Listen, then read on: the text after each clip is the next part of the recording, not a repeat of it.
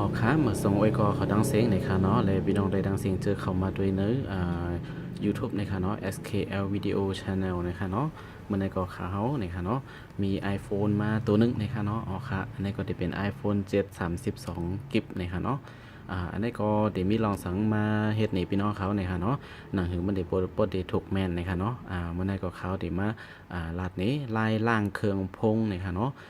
iPhone ในค่ะเนาะเพราะว่าพี่น้องเขาดีล่างเครื่องนะคะเนาะ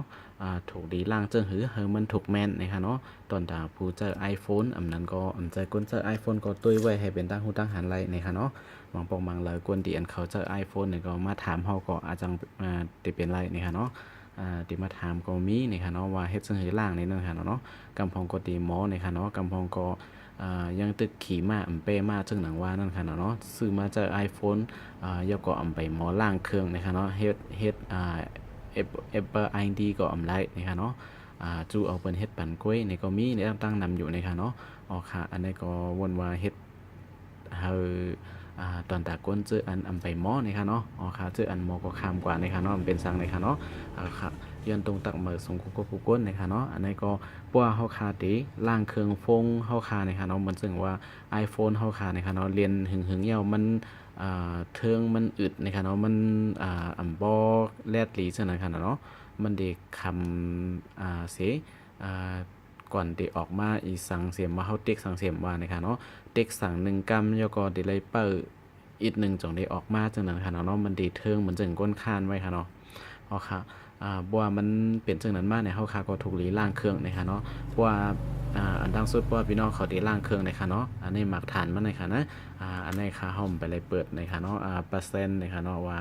หมักฐานเฮานั้นมีกะหือนะคะเนาะอันนี้มันเลยเปิดไว้นะคะเนาะข่าวได้ตั้งที่เสอนี้ว่าเปอร์เซ็นต์นะคะเนาะหมักฐานเฮาคันนั้นแห้งมันมีกะหือเนี่ยอันนี้ก็เฮาเข้ามานี่การตั้งมันเนี่ยนะคะเนาะแล้วก็เข้ามาดีแคปหางได้นะคะเนาะแคปหางหมักฐานนะคะเนาะแล้วก็เดี๋ยวมีว่าเปอร์เซ็นต์แบตเตอรี่นะคะเนาะอันนี้เป็นภาษาไทยไว้นะคะเนาะสังเกตเผยจากภาษาอังกฤษนี่ก็จะเป็นแบตเตอรี่เปอร์เซ็นต์นะคะเนาะเฮาค่ะก็เปิดได้ในนะคะเนาะอันนี้ก็มันเดี๋ยวมีขึ้นมากับนิ้วนะคะเนาะดังนึงนะคะเนาะเดี๋ยวมี99%นะคะเนาะอ๋อค่ะอันนี้ก็เดี๋ยวเลยสร้างไฟมันไว้หมอก50ขึ้นเนื้อนี่ค่ะเนาะ50อันนั้น20ขึ้นเนื้อเจ้าไหนนะคะเนาะมันจ่องเดล่างนะคะเนาะจ่องเดมีรองหยับนะคะเนาะกูผิดเปิงนะคะเนาะเอาค่ะสังเกตว่าพี่น้องเขาสร้างไฟเย้านะคะเนาะยกกติเลยเสิร์ซิมบ้านนะคะเนาะสังเกตว่ามีซิมในพี่น้องเขาเดล่างเครื่องมันอะไรนะคะเนาะมันเดถามหาซิมนะคะเนาะเพราะว่าเขาคาเดล่างเย้านั่นนะคะเนาะผมมีซิมในก็มันเฮอใส่นะคะเนาะเอาซิมอันไรใส่ก็ไล่นะคะเนาะเอาค่ะในก็ข้าวที่เสิร์ซิมนะคะเนาะตอนจากคนเตะล่าง iPhone นะคะเนาะเอาค่ะแล้วก็ในก็เสิร์ซิมเยอะตัวดีงามนะคะเนาะอันนี้ก็จะเป็นซิมกำกดดีขึ้นมานะคะเนาะอันนี้กำลังค้นหาD-Tag 4G นะคะเนาะเอาค่ะอันนี้ก็ข้าวที่ปิกเซลลูล่านะคะเนาะอันในอินเทอร์เน็ตนะคะเนาะผมใจเสนอนะคะเนาะเงินในซิมค่าเขาก็ได้หมดนะคะเนาะอ๋อค่ะ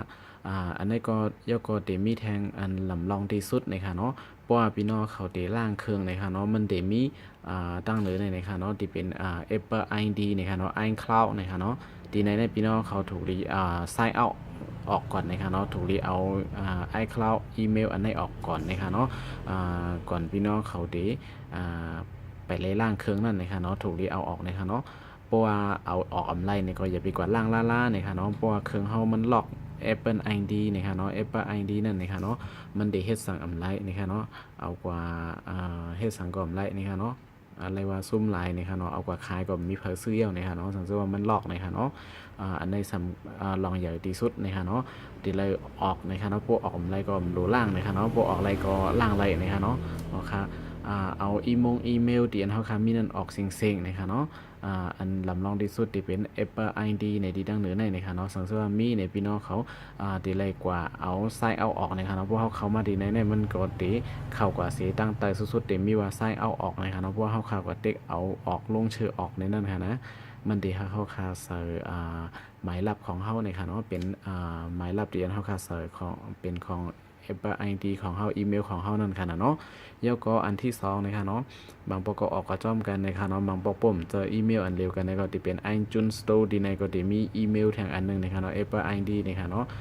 อันนี้ก็เอาออกนะคะเนาะอย่าให้มันมีอีเมลสั่งดีในนะคะเนาะเอาออกมันหมดนะคะเนาะแล้วก็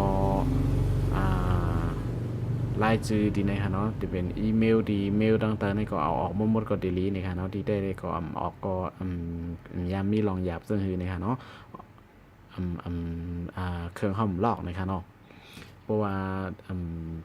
ติดApple ID ดีในนะคะเนาะสังเกตว่าติด iCloud นะคะเนาะตีตั้งเหนือในได้ก็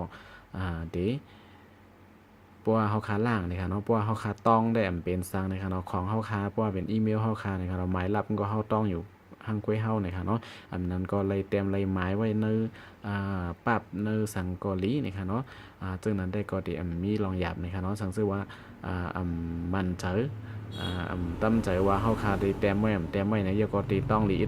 นนะกว่าจ้ำด้วยเสียเอาออกสีก่อนนะคะเนาะสังซึ่งเอาออกไล่จงไปล่างนะครับพวกเอาออกไล่นี่ก็อย่าไปล่างล่านะคะเนาะ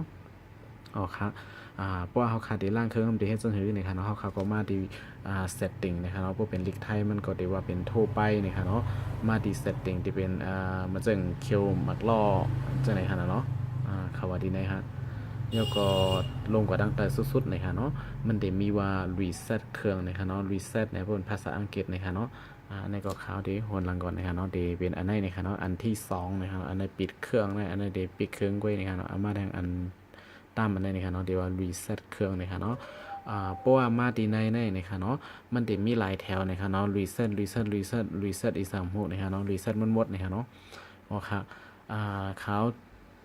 เพราะว่าเขาขาดตีล่างมดตีขายของอำนั้นก็ตีเอากว่าปันคนต่างก็เจ้าเย้าเขาขาดตีเจ้าอำนั้นก็ตีขายเจ้าหนึ่งค่ะเนาะอำนั้นก็ใครล่างให้มันมดเก่งๆในนั่นค่ะเนาะเขาขาดถูกรีเอาอันที่2นะคะเนาะแถวที่2นะครับอย่าลืมค่ะเนาะอันนี้ก็ลองใหญ่เหมือนกันนะคะเนาะเอาแถวที่2นะคะเนาะสังเกตพี่น้องเขาเอาแถวที่1นะคะเนาะมันเดีว่ารีเซ็ตการตั้งค่าทั้งหมดในนั้นมันเดรีเซ็ตนะคะเนาะมันเดตั้งการตั้งที่อันเขาข่าวกว่าตั้งไว้เป็นอันนั้นอันนี้จังนั้นกล้วยนะครับเนาะไรล่างข้อมูลไรล่างไฟล์รูปไฟล์วิดีโออีสั่งของเฮาเดียนมีในเครื่องนั้นมันเด็กเก็บไว้เหมือนเก่าขึ้นกล้วยนะครับเนาะมันเด็กกว่าตั้งไว้เหมือนจังเฮาค่ากว่าตั้งไว้ทีมอันนั้นก็รูปแบ็กกราวด์แคปหางแบ็กกราวด์ว่าจังได๋นะครับเนาะแล้วก็รายการโทรเข้าโทรออกจังได๋เฮาว่าตั้งไว้จนถึงนี่ก็มันเด็กย้อนหลังขึ้นมาสิเต็มเหมือนเฮาซื้อมาใหม่ๆนะครับเนาะเหมือนเก่าขึ้นหมดๆนะครับเนาะการตั้งเสียงนะครับเนาะก้วยกากแคปหางว่าแอปว่าที่อันเฮาคาเกมว่าจังได๋อันเฮาคาจันเอามาไว้ในโฟนเฮาคานั่นนะครับเนาะมันได้ไปหมดนะครับเนาะยก็สังเกตว่าเขาค่ะเลือกอันที่3นะคะเนาะอันนี้จะเป็นรีเซ็ตการตั้งค่าเครือข่ายนะครับมันจึงเขาค่ะเจอซิมหลายๆซิมนะครับมันจึงเมืองไทยในเดี๋ยวมีดีแท็กวันดูคอทูมุบนะครับเนาะมันจึงเมืองมันเนี่ยก็จะเป็นMBT นะครับออริดูนะครับเนาะเดลิโนเนี่ยจะนะครับเนาะมันได้รีเซ็ตในซิมการ์ดเขาขาดนะครับเนาะก็นั่นกล้วยนะครับเนาะการโทรเข้าโทรออกสัญญาณนะครับเนาะconnection นะครับเนาะเขาขาดถูกเลยเอาอันที่2นะครับเนาะลบข้อมูลเนื้อหารายการทั้งค่าทั้งหมดนะครับเนาะมันจะมีว่าอันใดนะครับเนาะลบข้อมูลนะครับเนาะเนื้อหาและการตั้งค่าทั้งหมดนะครับเนาะอันแถวที่2นะครับเนาะสังเกตว่าเขาขาดเด็กเข้ากับดีไนนี่ก็กว่าดีไนนะครับมันเด็กขึ้นมาตั้งแต่ในว่าสีแรงนะครับเนาะ delete all นะครับเนาะมันได้ออกมาภาษาอังกฤษมันได้ว่า delete all นะครับเนาะแล้วก็บ่เป็นภาษาไทยได้ว่าลบข้อมูล iPhone นี่ฮะเนาะเฮาค่ะก็เด็กดีในนี่ฮะแล้วก็เด็กแทงกำนึงนี่ฮะเนาะอันนี้ก็เครื่องฟงเฮาค่ะก็ดีรับเครื่องเสียดีเดจ้าล่างเครื่องกว่าจังไหนนี่ค่ะเนาะเดมีแคปทางApple นี่ค่ะเนาะบันดีขึ้นมานี่ค่ะเนาะอันนี้ก็สังเกตว่าแคปหางว่าวิดีโอว่าแอปว่าเกมว่าจะได้นำหน้าอะไรในก็ดีไล่ใจเข้ายามหึงนี่ค่ะเนาะอันนี้ค่าเฮามาล่างนี่ก้วยนี่ค่ะเนาะอันนี้อันไล่ใจเข้ายามหึงนี่ค่ะเนาะย้อนเปิดค่าเฮาล่างกว่าอันตั้งในรอบ1ยาวนี่ค่ะเนาะเพราะว่าแค คปหางพี่น้องเขามีเป็นลายๆเหมือนรูปในลายเหมือนอันนะครับเนาะอันนั้นก็วิดีโอเป็นปักปลายจังได๋นะครับเนาะมันก็ดีจะข้าวยามหึงนะครับเนาะอันนี้ก็มันเดล่างมันหมดเสียแล้วก็เดขึ้นมาเหมือนจังไหนนะครับเนาะ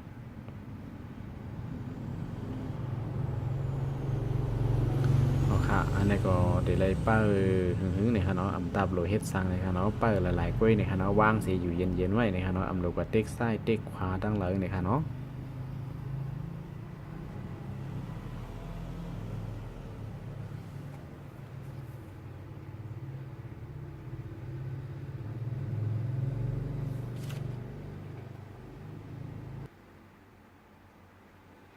อ๋อค่ะสังเกตว่ามันขึ้นมาเย้าเนี่ยค่ะเนาะมันเต็มจังได๋นี่ก็เปิ้ลทางอิดอ่อนเนี่ยค่ะเนาะกำก็มันเด็กขึ้นมาทางกล้วยมันกล้วยนี่ค่ะเนาะอ๋อค่ะแล้วก็มันเด็กขึ้นมาดีฮัลโหลในที่ไหนนี่ค่ะเนาะตอนตาเฮาค่ะดีตั้งกว่าตั้งนาแทงนั้นเนี่ยเฮาค่ะก็เต็กดีปุ่มดีโฮมเนี่ยค่ะเนาะโฮมเปิดต้นเนี่ยค่ะเนาะเต็กดีในเนี่ยค่ะเนาะแล้วก็เฮาค่ะมาเลือกภาษามันไลเนี่ยค่ะเนาะที่เอาลีกไทยเนี่ยค่ะเนาะลีกอังกฤษเนี่ยค่ะเนาะลีกใต้เฮาได้เต็มมีเนี่ยค่ะเนาะลีกมันก็ยังมีเนี่ยค่ะเนาะที่ไหนค่ะเนาะอ๋อค่ะ iPhone ในไปเหมือน Samsung เขาOppo Vivo เขาจะได้นะคะเนาะในก็ลิกมาในไปมีบ้ามาเนี่ยค่ะเนาะเดมีหมอกกันไนกล้วยเนี่ยค่ะเนาะเอาค่ะเฮาค่ะเลือกดีในเขาเดเลือกเป็นภาษาอังกฤษเนี่ยค่ะเนาะแล้วก็region ดีในค่ะเนาะว่าที่เฮาอยู่นั่นค่ะเนาะเนอเฮาอยู่ภาคเลยนะคะเนาะอันนี้ก็เลือกวันเมืองเนี่ยค่ะเนาะอันนี้เขาเดเลือก Thailand เนี่ยค่ะเนาะย้อนเบอร์อยู่ไว้อยู่ที่เมืองไทยเนี่ยค่ะเนาะแล้วก็ set up menu เนี่ยค่ะเนาะตั้งค่าเนี่ยค่ะเนาะอันนี้ตั้งเดียนเฮาค่าอยู่เนี่ยค่ะเนาะตั้งเนี่ยค่ะเนาะแล้วก็ที่ในเต็มีWi-Fi เนี่ยค่ะเนาะให้เฮาค่าต่อ Wi-Fi เนี่ยค่ะเนาะสังเกตว่าซิมเฮาค่านั้นมีอินเทอร์เน็ตไว้เนี่ยค่ะเนาะมีเงินไว้เนี่ยก็ตับรูต่อ Wi-Fi ก็ไล่เนี่ยค่ะเนาะอันนี้ค่าเฮาก็ติเจ้าซิมเนี่ยค่ะเนาะที่เจ้า Wi-Fi ที่อันมีไว้อยู่เนี่ยค่ะเนาะอ๋อค่ะอันนี้ก็ติใส่ Wi-Fi กำนึงเนี่ยค่ะเนาะ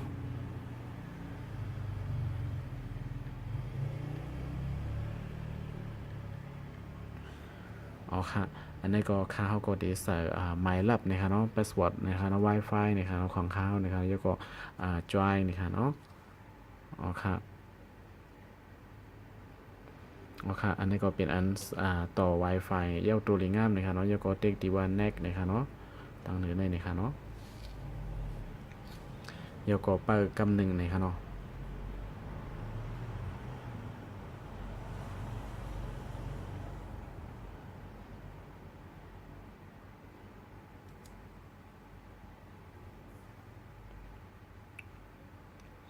อ๋อค่ะแล้วก็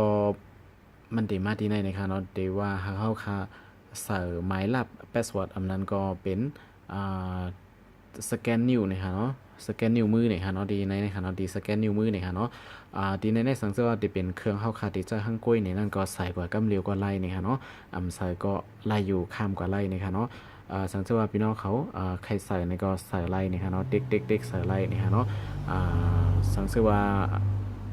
ดีกว่าใครเป็นเพื่อนเย้าใครใส่นี่ก็อันนั้นก็ดีปันภายใจเกาหลีนี่ค่ะเนาะเอาค่ะเฮาค่ะก็ได้มีว่า set up that ID later นี่ค่ะเนาะไว้ใส่ตีหลังนี่ค่ะเนาะไปใส่นี่ค่ะเนาะไว้มาจงไปใส่นี่ค่ะเนาะเฮาก็เอาแถวที่2นี่ค่ะเนาะแล้วก็ดีในดีว่า use that ID นี่ค่ะเนาะดีเจอไปสแกนนิ้วนี่ค่ะเนาะอันนี้ก็เฮาค่ะก็เลือกดีว่า don't use นี่ค่ะเนาะใจนี่ค่ะเนาะเพราะว่าลิกไทยนี่ก็ดีว่าไม่ใช่นะคะเนาะเยอะก็ดีแน่ๆนะคะเนาะมันได้เฮาคาตั้งพาสเวิร์ดนะคะเนาะหมายลับหน้าโฟนเฮาคันน่ะเนาะสังเกตว่าพี่น้องเขาเป็นคนเจอฮังกวยนี่ก็ตอนดาวเฮาเฮ็ดฮังกวยโฟนเฮาคากวยนี่อ่ารูปบันพังนี่ก็เฮาคาก็ตั้งไล่นะคะเนาะใครตั้งหมายลับจังหือก็ตั้งใส่กว่าไล่นี่ค่ะเนาะ6ตัวนี่ค่ะเนาะสังเกตว่าพี่น้องเขาโหลดตั้งแล้วดีกว่าปันเปิ้นตีล่างให้มันหมดๆนี่ก็เลือกเอาที่ best go option นะคะเนาะbest go option ในดีตัวลิกดีแถวนี่ค่ะเนาะเด็กดีในนี่ค่ะเนาะเยาก็เฮาคาดีในเนี่ยมันเดี๋ยวมีให้เลือกว่าใครเอาตัว1 2 3ป้าอันนั้นก็เดี๋ยวเอา APC จอมป้าก็ไล่นี่ค่ะเนาะเยาก็เดี๋ยวเอาตัวลิกละลายก็ไล่อันนั้นก็เดี๋ยวเอาหมายลับ6ตัวอันนั้น 4ตัวก็ไล่นะครับเนาะที่ในนะครับเนาะยก็ตั้งแต่สุดๆในเดี๋ยวมีว่าต้อง use best go นะครับเนาะอันนี้ว่าเจ้าหมายรับสังนะครับเนาะเขาค่ะก็เลือกดีว่าเจ้าหมายรับสังในนั้นค่ะเนาะอันที่4นะครับเนาะอันนี้ค่ะขาวเต็มไปใส่นะครับเนาะยก็ดีในมันเดี๋ยวมีว่าdon't use best go นะครับเนาะเจ้ารหัสหมายรับนะครับเนาะยก็ตั้งแต่ในเดี๋ยวว่า create best go นะครับเนาะตั้งหมายรับนะครับเนาะเขาค่ะก็ดีเลือกดีอันดังเหนือสุดๆนะครับเนาะเดี๋ยวว่าต้อง use best go นะครับเนาะเจ้าหมายรับนะครับเนาะไปเจ้านะครับเนาะยกอนที่เข้ามาที่ในแทงตีหนึ่งนะครับเนาะที่ในที่มีว่าrestore from iCloud นะครับเนาะเพราะว่าเขาคาดีเขาเอาแคปทางเขาไล่จื้อติดต่อเขาดีเนอร์ iCloud ที่เขามีไว้อยู่นั่นเนอร์อีเมลเขานั่นในก็เขาคาก็เข้ากว่าที่ในเสียแล้วก็ใส่อีเมลเขาหมายรับเขานั่นนะครับเนาะมันก็ดีเหมือนโฟงเก่าเขาคานะครับเนาะมันเด็กขึ้นมาหมดนะครับเนาะแล้วก็เดี๋ยวมีแทงอันนึงเดี๋ยวมี restore from iTunes backup อันนี้ค่ะเนาะต่อกับ iTunes เนี่ยจะเป็นโปรแกรมในคอมพิวเตอร์นะคะเนาะคอมพิวเตอร์โน้ตบุ๊กนะคะเนาะอันเฮาค่ะแบ็กอัพไว้นะคะเนาะเอาอีสังเท่าตั้งหมดเสียมอันเฮาก็เก็บไว้ในคอมเนี่ยเนาะอันเฮาก็เอาถุดไว้แทงที่ในคอมที่อันนึงนะคะเนาะเอามาใส่ขึ้นก็ไล่นี่ค่ะเนาะแล้วก็ดีในเดี๋ยวมีอันแถวที่3นะครับเนาะเดี๋ยวว่า set up as new iPhone นะครับเนาะตั้งค่าเป็น iPhone เครื่องใหม่นะคะเนาะอันนี้ก็เฮาค่ะก็เด็กเลือกอันที่3นะครับเนาะตึงตั้งให้มันเป็นอันเหมือหมดนะครับเนาะใส่อีสังนะครับเนาะเหมือนเหมือที่เขาซื้อมาตีเจ้าของมือหนึ่งอันเขาค่ะซื้อมานั่นนะครับเนาะแล้วก็ดีแถวที่4นะครับเนาะอันนี้ move data from Android นะครับเนาะแล้วก็อันนี้เอาแคปหางข้อมูลอย่างกูลองนะครับเนาะจากลูกดีโฟน Android นะครับเนาะว่า Samsung Oppo Vivo เจออันเป็นแบบเครื่องAndroid ดังเสียงนั่นนะครับเนาะเขาค่ะก็เอาเสริมในโฟนไหลกำซื้อนะครับเนาะขายมาไหลนะครับเนาะกุยกาดีในข่าวเดี๋ยวเลือกอันที่3นะครับเนาะเดี๋ยวว่า set up as new iPhone นะครับเนาะตั้งค่านะครับเนาะตั้งเป็น iPhone เครื่องใหม่นะครับเนาะเขาก็ติดดี new iPhone ดีนะครับเนาะแล้วก็ดีในมันเดี๋ยวให้เขาคาเซอร์ Apple ID นี่ค่ะเนาะอีเมลเขานั่นค่ะเนาะสังเกตว่าพี่น้องเขาเดี๋ยวใจห้างกล้วยนี่ก็บ่มีนี่ก็เซอร์ไลน์นะครับปุ่มไปมีนี่ก็เฮ็ดดีในก็ไลน์นี่ค่ะเนาะมันเดี๋ยวมีว่า don't have an Apple ID or forgot it นี่ค่ะเนาะมี Apple ID นี่ครับ Apple ID นี่ครับเนาะอันนั้นก็ลืมนี่ครับเนาะเขาก็เลือกดีแถวดีในนี่ครับเนาะไปใส่นี่ครับเนาะแล้วก็มันเดี๋ยวมีว่า create a free นี่ครับเนาะแล้วก็เพราะว่าเขาลืมนี่ก็แก้ไขดีในนี่ครับเนาะแล้วก็เดี๋ยวมี create a free Apple ID นี่ครับเนาะอันนี้ก็เลยว่าเขาเฮ็ด Apple ID นี่ครับเนาะดีในไลน์นี่ครับเนาะสังเกตว่าเขาอันไปตัวตั้นนี่ก็เดี๋ยวมีว่า set up later in setting นี่ครับเนาะควายไหว้หลังมาจงควายตั้งเสียใส่นี่ค่ะเนาะในการตั้งมันเอานี่ค่ะเนาะเลือกดีแถวนังแถวเลือกดีในค่ะเนาะเด็กดีในนี่ค่ะเนาะแล้วก็เลือกดีว่าdon't use นี่ค่ะเนาะไปเจอนี่ค่ะเนาะเจอ Apple ID นี่ค่ะเนาะเพราะว่าดีในเนี่ย use Apple ID เนี่ยเฮาขาดดีเลยใส่ Apple ID เลยหมายรับของเฮานี่ค่ะเนาะเพราะว่าดีในเนี่ยต้อง use นี่ค่ะเนาะไปใส่นี่ค่ะเนาะยก็มันได้มาดีในนี่ค่ะเนาะเงินไขนี่ค่ะเนาะกูลองนี่ค่ะเนาะเฮาค่ะก็ดีเลยเต็กดีว่า agree นี่ค่ะเนาะหันจ้อมนี่ค่ะเนาะยก็ได้มีว่าดีในเนี่ยนะดีในเนี่ยเลือกอะไรก็ไลค์ customer อันนั้นก็continue ก็ไลค์นี่ค่ะเนาะยก็มาดีในเนี่ยเฮาค่ะจ่องเตแชร์ซึ่งค่ะเนาะแชร์อีสังก็ยาวนี่ค่ะเนาะไปแชร์นี่ค่ะเนาะต้องแชร์นี่ก็ไล่นี่ค่ะเนาะเลือกอันแล้วก็ไล่อยู่นี่ค่ะเนาะที่แดงก็มีเป็นลองหยับนี่ค่ะเนาะยกก็เดี๋ยวมีแทงตีในนี่ค่ะเนาะ get start นี่ค่ะเนาะค่ะก็เด็กตีในนี่ค่ะเนาะอันนั้นก็ customize later in setting นี่ก็ไล่นี่ค่ะเนาะค่ะก็ตั้งดีในนี่ค่ะค่ะยกก็มันเด็กขึ้นมาเป็นว่าchoose a view นี่ค่ะเนาะ view ที่เฮาค่ะที่ด้วยโฟงเฮาค่ะเนาะว่าเป็นจังซี่นี่เฮาค่ะก็เด็กที่ว่า choose view นี่ค่ะเนาะเพราะว่ามาดีในพี่น้องเขาก็เลือกที่ว่า standard นี่ค่ะเนาะ standard นี่ก็เป็นพื้นฐานนี่ค่ะเนาะเหมือนดีอันนี่ค่ะเนาะ